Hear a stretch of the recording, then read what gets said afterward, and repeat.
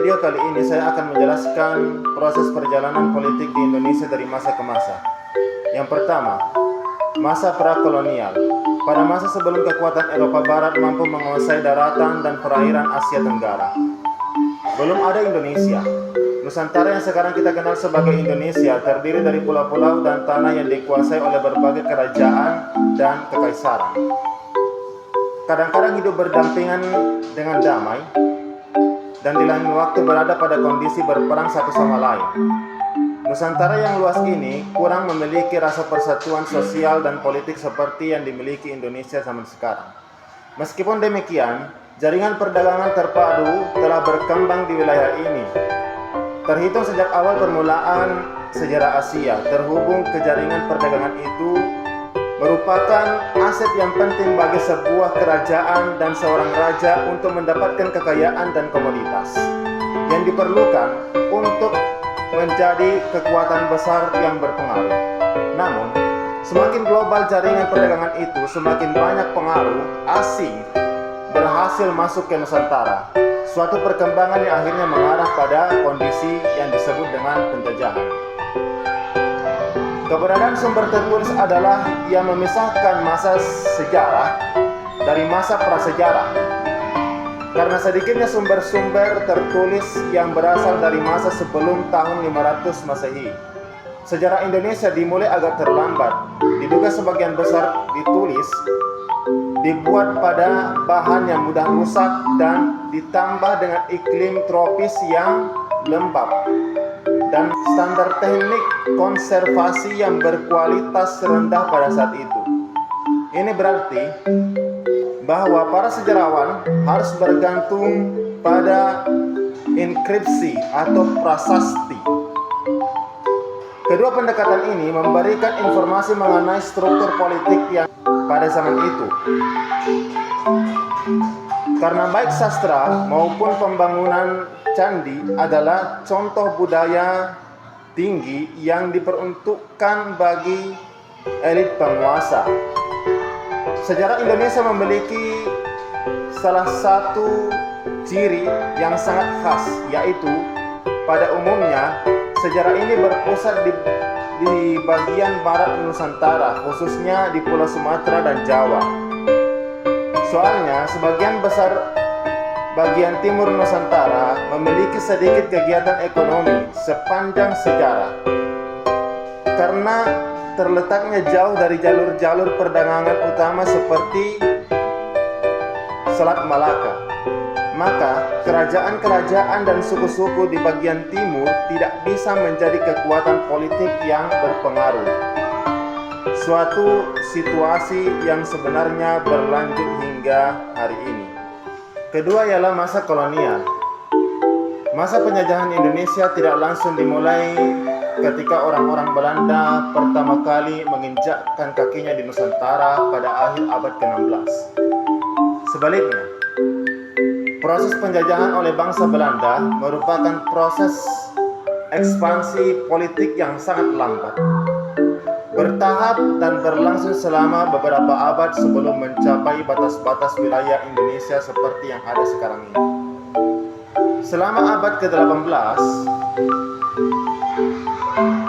Verenigde de Oost-Indische Compagnie atau disingkat dengan VOC memantapkan dirinya sebagai kekuatan ekonomi dan politik di Pulau Jawa setelah runtuhnya Kesultanan Mataram. Perusahaan dagang Belanda ini telah menjadi kekuatan utama di perdagangan Asia sejak awal 1600-an. Tetapi pada abad ke-18 mulai mengembangkan minat untuk campur tangan dalam politik pribumi di Pulau Jawa demi meningkatkan kekuasaannya pada ekonomi lokal.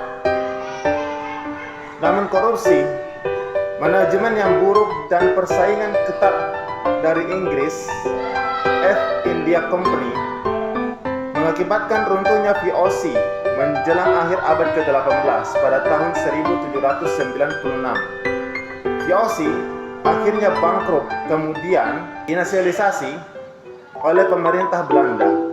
Akibatnya, harta dan milik aset VOC di Nusantara jatuh ke tangan mahkota Belanda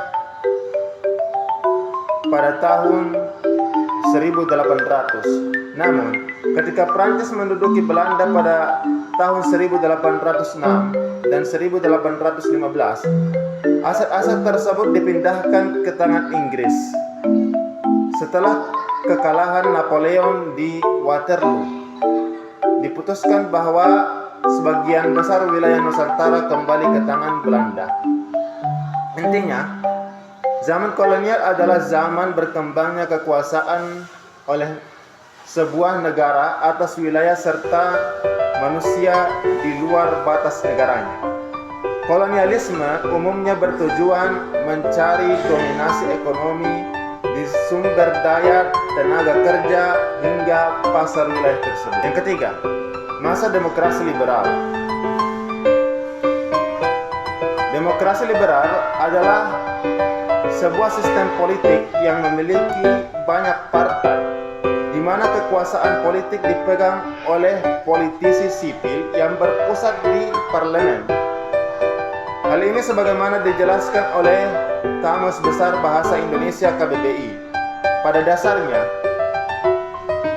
konsep demokrasi merupakan model di mana badan legislatif memiliki posisi yang lebih tinggi daripada eksekutif. Perdana Menteri memimpin sebagian kepala pemerintahan, sedangkan kepala negara dalam demokrasi parlementer dipegang oleh presiden.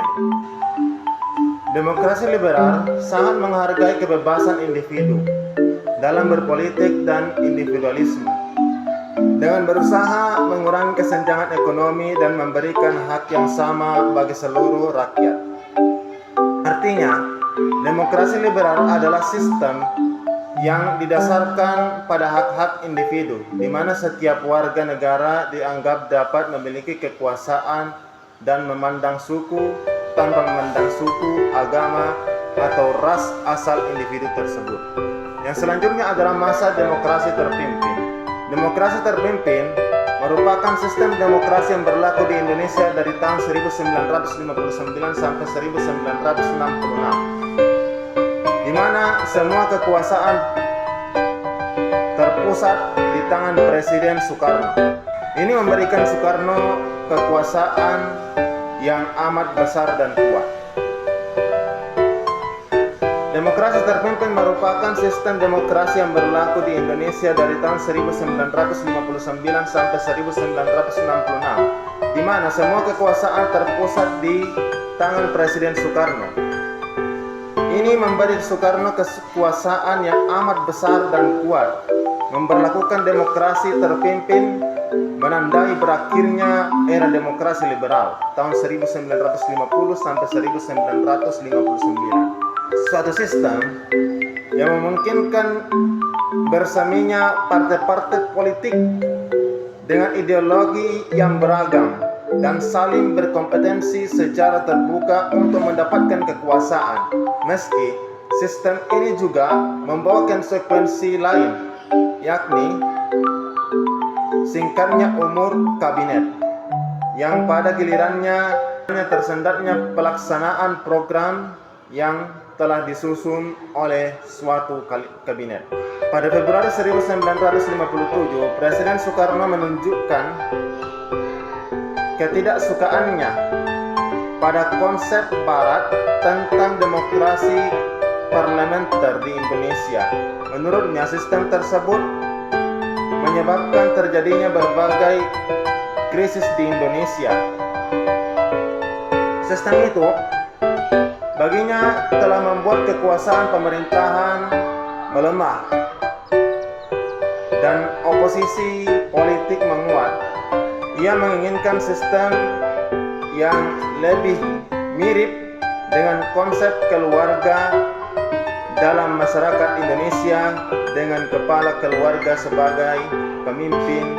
Pada 5 Juli 1959, Presiden Soekarno mengeluarkan Dekret Presiden 5 Juli 1959 yang menetapkan pembubaran konstituante, pemberlakuan kembali Undang-Undang Dasar 1945, tidak berlakunya Undang-Undang Dasar 1950, UUDS 1950, dan pembentukan Majelis Permusyawaratan Rakyat Sementara (MPRS) dan Dewan Pertimbangan Agung Sementara (DPAS). Bagi Soekarno, sistem demokrasi terpimpin merupakan suatu usaha untuk menata ulang politik dan pemerintahan di Indonesia berdasarkan UUD 1945.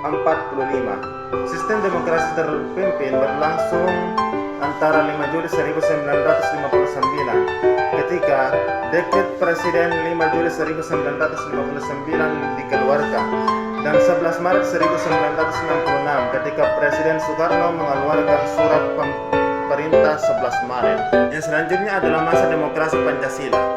Era ini tidak hanya ditandai dengan stabilitas ekonomi, tetapi juga sebuah sistem demokrasi yang diterapkan di Indonesia, yaitu demokrasi Pancasila.